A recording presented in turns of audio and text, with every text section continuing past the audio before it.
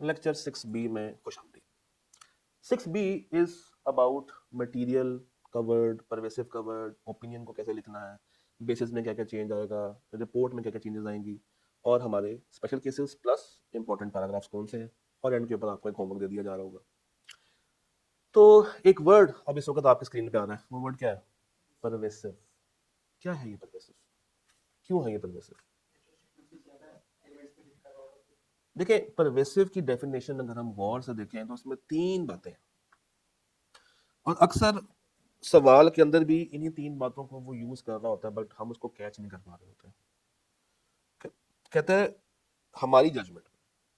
अब अगेन ये कोई हार्ड एंड फास्ट डेफिनेशन नहीं है, it is based on our judgment. और हमसे क्या मुराद है? ऑडिटर।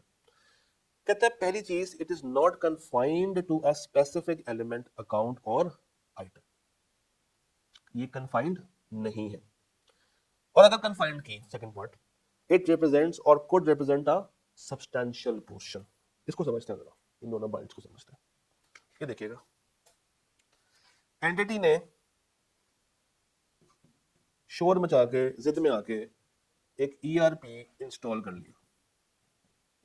ईआरपी लगा के, अब ईआरपी लगा जल्दी जल्दी में, जिसकी वजह से तीन अकाउंट सेट हो रहे हैं। पेबल्स का अकाउंट मैच नहीं हो रहा, रिसीवेबल्स का अकाउंट मैच नहीं हो रहा, और इन्वेंट्री का अकाउंट भी मैच नहीं हो रहा। यहाँ पे फर्क आ रहा है 200 मिलियन से, यहाँ पे फर्क आ रहा है 150 मिलियन से, यहाँ पे फर्क आ रहा है 100 मिलियन से। और मेरी जो मटीरियलिटी बेंचमार्किंग है वो है 50 मिलियन। जरा ऐड करते हैं, 200, 300, 400, कितना हो गया? 450। और ये बेचारा कितना है? 50। तो ये कितने टाइम्स ऊपर है? 9 टाइम्स ऊपर है, 9 गुना ऊपर है। 15 to 9 कितना होता है? 450। इसका मतलब है कि ये एक एलिमेंट के ऊपर या एक अकाउंट के ऊपर या एक सेट के ऊपर कन्फाइंड नहीं है, ये फैली हुई है। ये फैली हुई है, हर जगह पे मसले हैं। क्यों? ईआरपी को जल्दबाजी में इंस्टॉल कर दिया। दैट मसला इज परवेसिव मसला। ये मसला क्या कहलाएगा? परवेसिव। और अगर ऐसा हो कि रिसीवेबल्स ओके, इन्वेंट्री भी ओके, ये खाली पेबल्स है, और मसला कितने का है? 200 का। अगर आप अब भी देखो तो ये कितने टाइम्स बन गया? 4 टाइम्स, और 4 टाइम्स भी अच्छा खासा ज्यादा।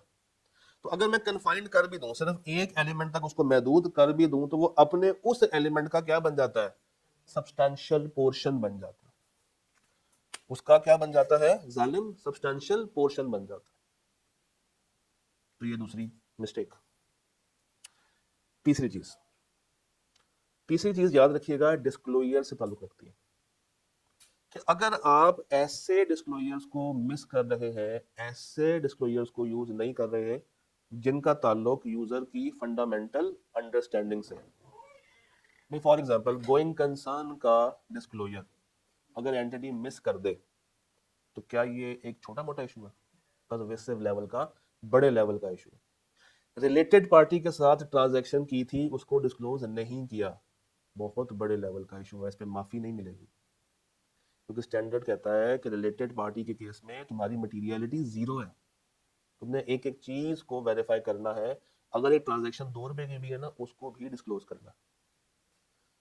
तो in relation to disclosures which are fundamental to users understanding, अगर आपने वही गायब कर दिए, so this would be an pervasive level का मसला।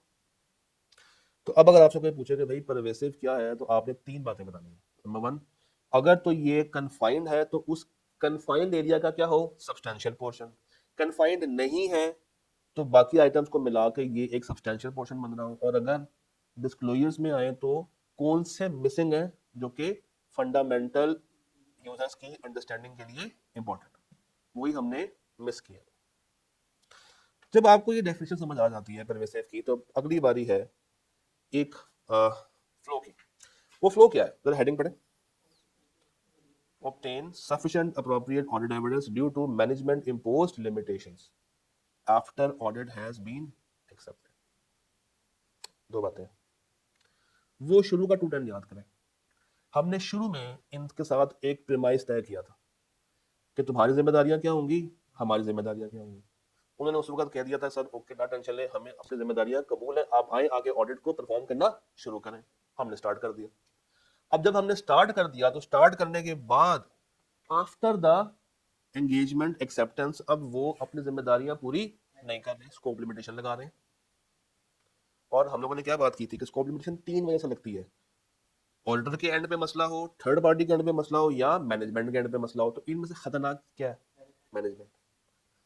तो अगर ऐसा हो जाए कि आफ्टर द एंगेजमेंट एक्सेप्टेंस वो अपनी बातों से मुकर रहे हो, आपके काम को लिमिट कर रहे हो, तो मैनेजमेंट अगर रिफ्यूज कर दे, सबसे पहले क्या होगा कि ऑडिटर जाएगा किसके पास? मैनेजमेंट के पास। जाके कहेगा कि भाई इस लिमिटेशन को खत्म करो, रिमूव करो, तुम अच्छे बच्चे हो, साइड पे कर दो, ये बुरी बात है।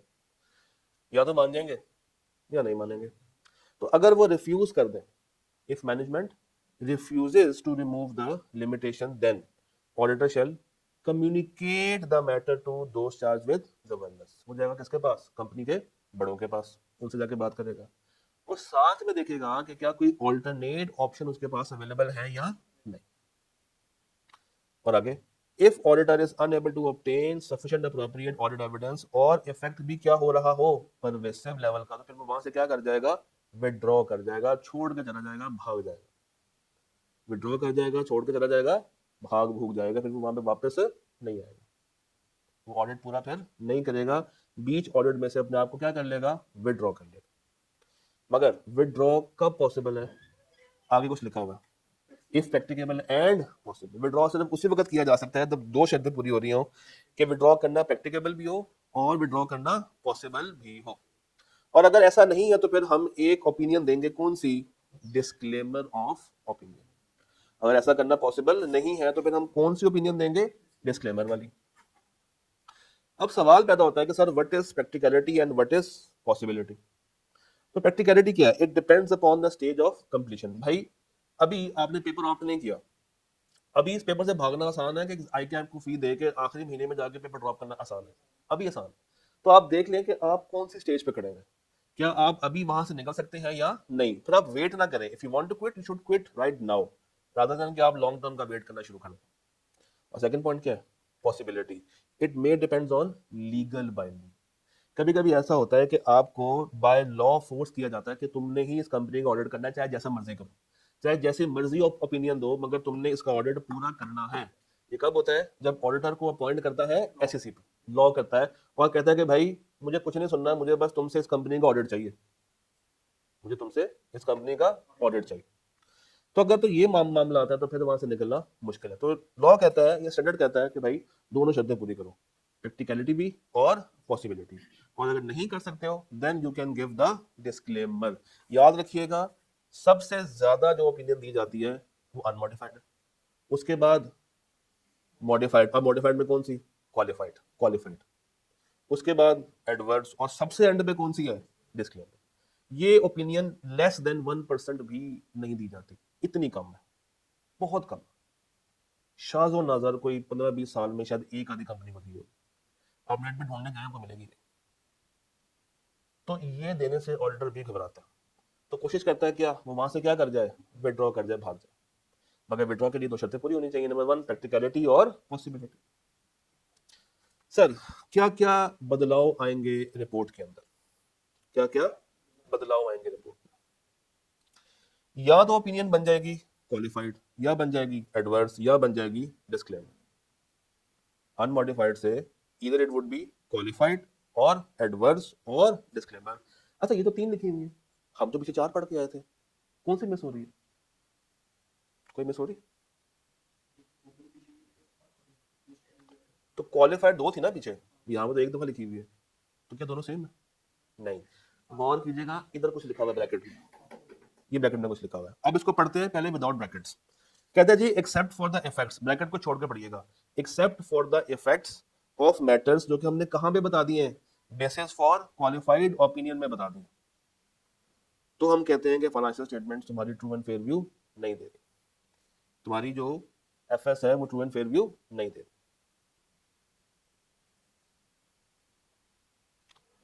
क्लियर? दोबारा से करते हैं, एक्सेप्ट फॉर द इफेक्ट्स, जो कि हमने कहां पे बता दिया है? बेसिस में।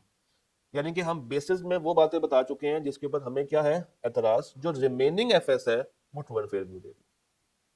ट्रू एंड फेयर व्यू कौन सी वाली एफएस नहीं दे रही, जिसके बारे में हम कहां पे बता चुके हैं बेसिस में, उसके अलावा बाकी ऑन ओके है, हमें बाकियों में मसला नहीं, बाकियों में कोई प्रॉब्लम नहीं।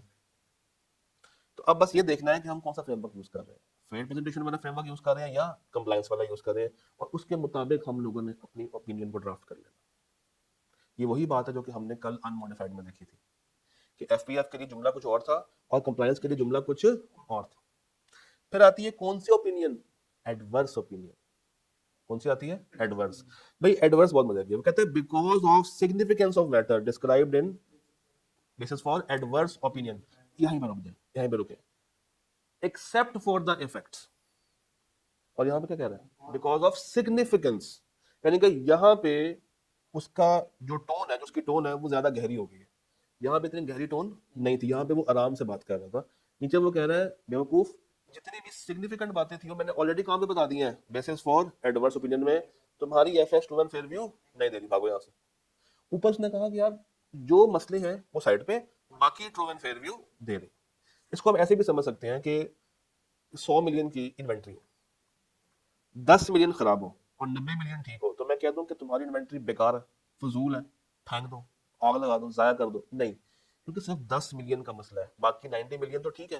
तो ये क्या दे देगी मुझे, क्वालिफाइड। मैं कहूंगा 10 मिलियन के अलावा बाकी की 90 ट्रू एंड फेयर व्यू दे रही है। और अगर मैं इसका रिवर्स कर दूं, 90 खराब है, 10 ठीक है, तो क्या मैं कह दूं कि एफएस 10 मिलियन के साथ ट्रू एंड फेयर व्यू दे रही है? नहीं, मैं क्या कहूंगा, सारी की सारी inventory true and fair view नहीं दे रही, क्योंकि ये मैटर ज्यादा क्या है, सिग्निफिकेंट। ये मैटर ज्यादा क्या बन गया है, सिग्निफिकेंट बन गया। तो या क्वालिफाइड देंगे या एडवर्स देंगे, किस में, मटेरियल में स्टेटमेंट हो, मटेरियल लेवल की, परवेसिव लेवल की, मटेरियल लेवल की, परवेसिव लेवल की, मटेरियल लेवल की और परवेसिव लेवल की। और अगर स्कोप लिमिटेशन हो, एग्जांपल 100 मिलियन की इन्वेंट्री, 10 मिलियन की इन्वेंट्री को चेक करना है, इन्वेंट्री कहाँ पड़ी है, कोयटा, हमने कहा हमें भेज दो, कहते नहीं भेजना। अब मैंने वो इन्वेंट्री देखी नहीं, तो क्या मैं कह दूं कि inventory true and fair view दे रही, क्या मैं कह दूं कि ट्रू एंड फेयर व्यू नहीं दे रही? मैं कुछ कह ही नहीं सकता, मेरे अल्फाज तो बंद गए। क्यों, मैंने इन्वेंट्री देखी नहीं। जब देखी नहीं तो मैं कोई ओपिनियन कायम प्रॉपर्ली नहीं कर सकता। तो अब जरा ब्रैकेट के साथ पढ़िएगा, एक्सेप्ट फॉर द इफेक्ट्स नहीं पढ़ना, accept for the possible effects. अब यहाँ पे खाली इफेक्ट नहीं पढ़ना, क्या पढ़ना है, पॉसिबल इफेक्ट्स, जो कि हमने कहां पे बता दिए हैं, बेसिस फॉर क्वालिफाइड में। रिमेनिंग 90 मिलियन की इन्वेंट्री जो मैंने चेक कर लिया है वो ट्रू एंड फेयर व्यू दे रही। वर्ड पॉसिबल क्यों है, कुछ भी हो सकता है, हमने उसको वेरीफाई ही नहीं किया। और नीचे आए एडवर्स में, 90 मिलियन की इन्वेंट्री कहां पे पड़ी हुई है, कहां पड़ी हुई है, कोयटा में पड़ी हुई है, वही तरफ आ रहा हूँ, कहां पे पड़ी हुई है, कोयटा में पड़ी हुई है। तो क्या मैं उसको देख पा रहा हूँ, नहीं, इसका मतलब है कि एडवर्स तो पॉसिबल नहीं है।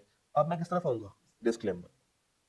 डिस्क्लेमर क्या कहता है कि हमें ऑडिट करने के लिए बुलाया गया था, इसको ना उल्टा पढ़ना है, हमें बुलाया गया था किस काम के लिए, ऑडिट करने के लिए, मगर कुछ मैटर्स ऐसे सिग्निफिकेंट थे जिसको हम देख नहीं पाए, उसके ऊपर एविडेंस हासिल नहीं कर पाए, कहां पे बता दिए, बेसिस फॉर डिस्क्लेमर पैराग्राफ में बता दिए, देयरफॉर हम कोई भी ओपिनियन एक्सप्रेस नहीं कर रहे।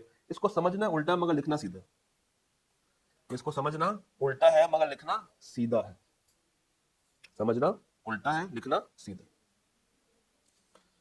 इसके बाद बेसिस में क्या क्या चेंजेस आएंगे, सबसे पहले तो हेडिंग बदलेगी, किसकी, बेसिस की। जब होगा बेसिस फॉर ओपिनियन तो क्या बन जाएगा, basis for qualified opinion, basis for adverse opinion या basis for disclaimer of opinion.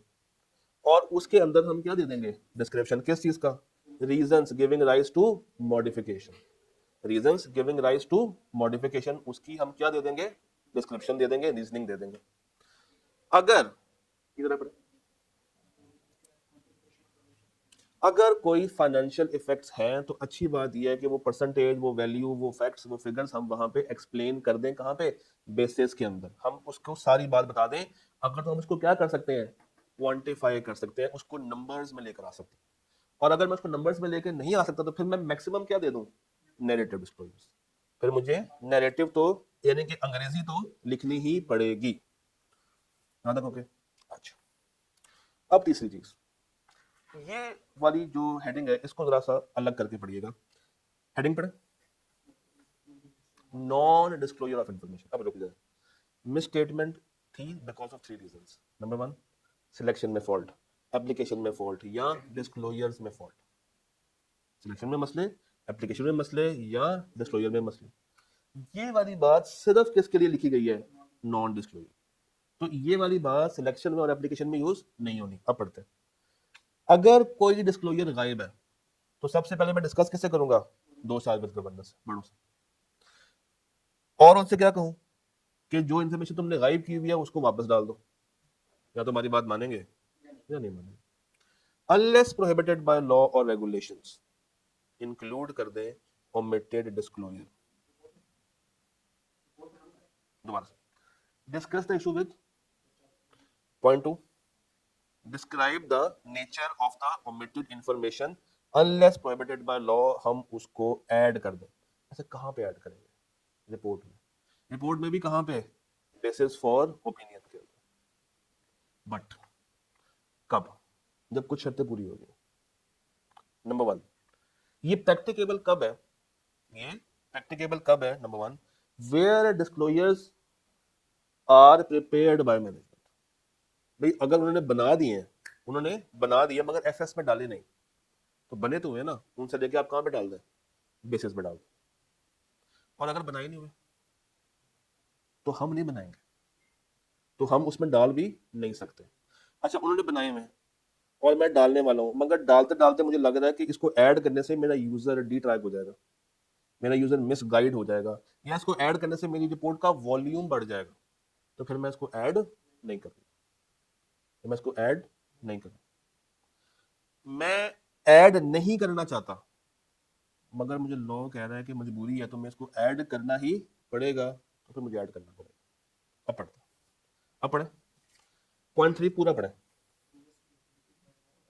Include omitted disclosures. अब ब्रैकेट पढ़े। बीन प्रिपेयर्ड बाय, अगर नहीं बनाए तो ये प्रैक्टिकल काम नहीं है और वुड बी वॉल्यूमलेस। तो अगर ऐड करने से मेरी रिपोर्ट भारी भारी हो रही है, उसकी फील आउट हो रही है, यूजर डी ट्रैक हो रहा है, तो फिर मुझे वो डालने की जरूरत नहीं, है अनलेस लॉ जोर डाल दे। जब लॉ जोर डाल देगी तो फिर मैं लॉ की बात मानूंगा, फिर मैं किसी की बात मानने के मूड में नहीं। याद रखोगे? अब नीचे वाली 2 लाइनें पढ़े और मुझे बताएं शायद इस शेयर में क्या करना चाह रहा है।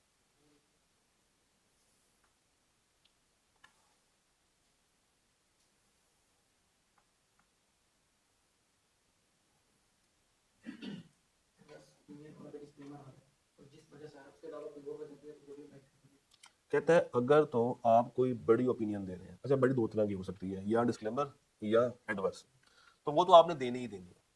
बट देख लें कि अगर उसी रिपोर्ट में कोई ऐसी बात भी है जिसकी वजह से भी रिपोर्ट मॉडिफाई होती थी, मगर वो इतनी बड़ी बात नहीं है, परवेसिव नहीं है, एटलीस्ट क्या है? मटेरियल। एटलीस्ट क्या है? मटेरियल।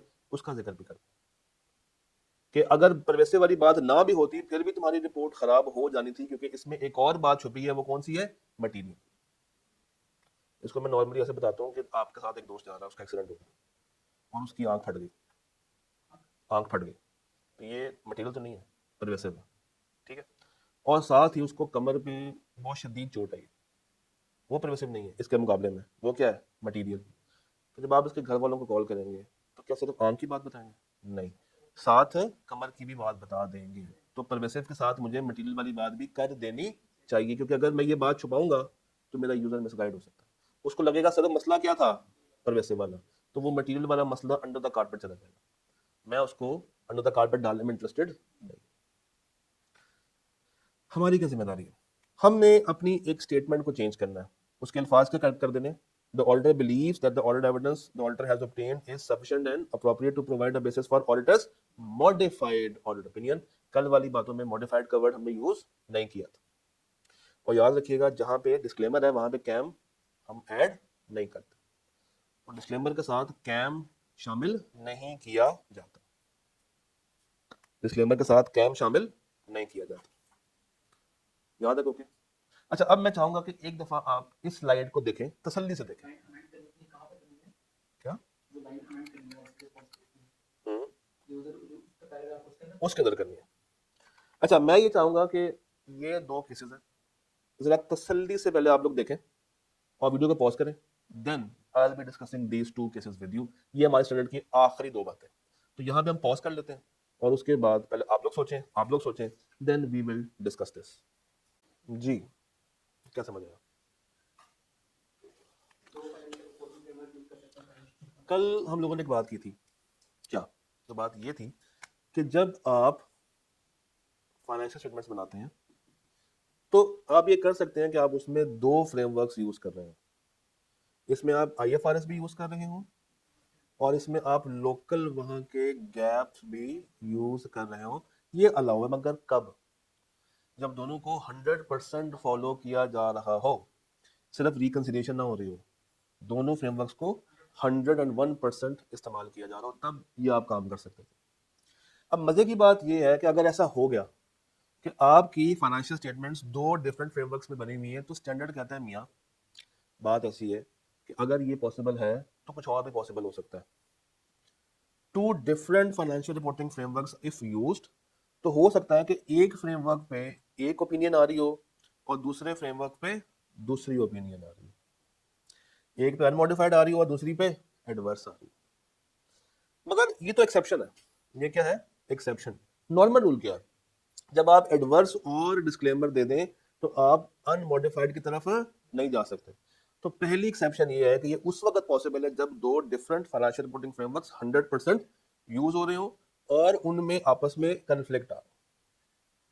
एंड नंबर 2, कभी कभी ऐसा भी होता है कि आप ऑडिट करने के लिए गए, आपने एसेट्स को, इक्विटी को, लाइबिलिटी को तो अच्छे से वेरीफाई कर लिया, तीनों वेरीफाई हो गए। तीनों वेरीफाई होने से क्या मुराद है कि आपने स्टेटमेंट ऑफ फाइनेंशियल पोजीशन को वेरीफाई कर लिया, अनमॉडिफाइड ओपिनियन दे दी कि ये तो ठीक बने हुए हैं। बट जब आपने पूछा मुझे सेल्स दिखाओ, मुझे क्या दिखाओ, परचेजेस दिखाओ, मुझे क्या दिखाओ, एक्सपेंसेस दिखाओ, टैक्सेस दिखाओ, तो उन्होंने कहा भाग जाओ, हमारे पास तो ये रिकॉर्ड मौजूद नहीं है। तो ऐसा भी हो सकता है कि डिफरेंट स्टेटमेंट्स के ऊपर डिफरेंट ओपिनियन आ रही हो। एक के ऊपर क्या आ रही हो, अनमॉडिफाइड, और एक के ऊपर क्या आ रही हो, डिस्क्लेमर। हो सकता। तो ये है एक स्पेशल केस। मतलब पूरे स्टैंडर्ड में से जो नई बात है वो ये है। बाकी जितनी भी बातें हम लोगों ने पढ़ी हैं वो सारी की सारी कैफ वाली बातें थी, उसमें कोई नई बात नहीं थी।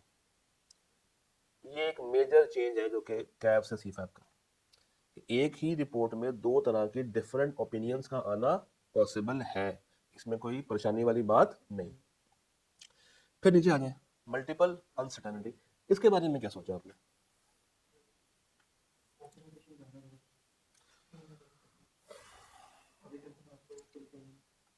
सिंपल ये है कि अगर एक ऑडिटर फंस जाए, उसको कुछ समझ ना आ रहा हो कि वो कैसी ओपिनियन दे, क्यों?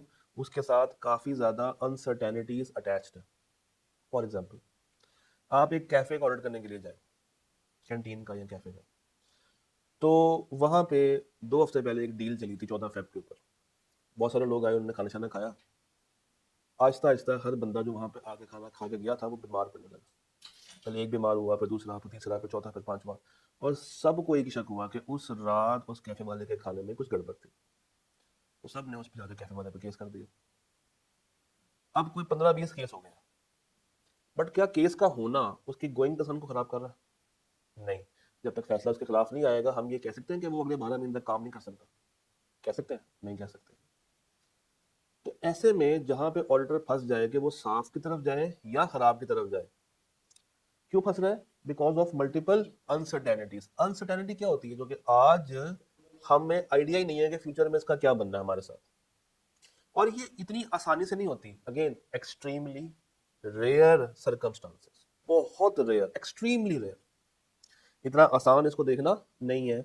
इफ ऑडिटर कंक्लूड्स, अगर वो ये फैसला कर ले, ये नतीजा निकाल ले कि उसके लिए ओपिनियन देना पॉसिबल नहीं हो पा रहा, तो फिर वो क्या करेगा?